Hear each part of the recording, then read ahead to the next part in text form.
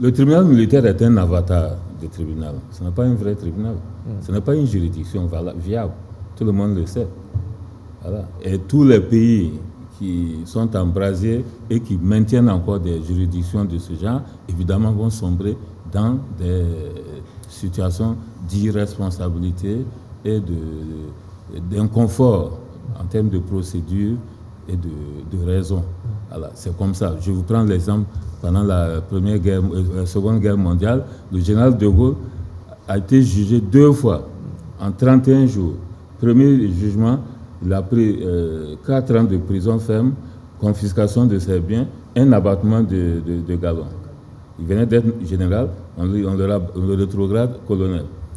Le maréchal Pétain, dont de Gaulle est le petit, parce que de Gaulle n'a pas eu de chef militaire autre que Pétain. Il n'a connu que Pétain durant toute sa formation jusqu'à être... Et c'est toujours Pétain qui l'a proposé à ses différents grades. Donc la haine s'est installée entre eux parce que de Gaulle est allé à l'exil. Voilà. Et donc il a demandé un second jugement. Donc clairement, il a demandé au tribunal la peine maximale. Ça a été donc la peine de mort. Voilà. Évidemment, ça n'a rien donné. Vous avez des cas à côté de nous, au Sénégal, en 62. Voilà. Et toujours les membres du tribunal, après, ils confessent eux-mêmes. On nous a dit de faire ceci, oh, c'est pas sérieux, c'était comme ça. Le président du tribunal militaire qui a condamné de Gaulle est l'un des premiers. Si vous regardez les images, quand de Gaulle rentre en France la première fois, il fait, regardez bien, un des généraux qui court vers lui. C'est le président du tribunal, du 2e tribunal militaire.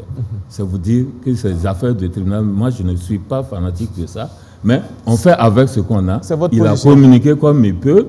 Évidemment, le plus important est que la paix, on aille vers la paix, c'est-à-dire donc déjà la victoire. Et que les enquêtes suivent leur cours aussi dans les cas de toute façon, on saura, tout se saura. Les gens vont faire des confessions ici, vous verrez.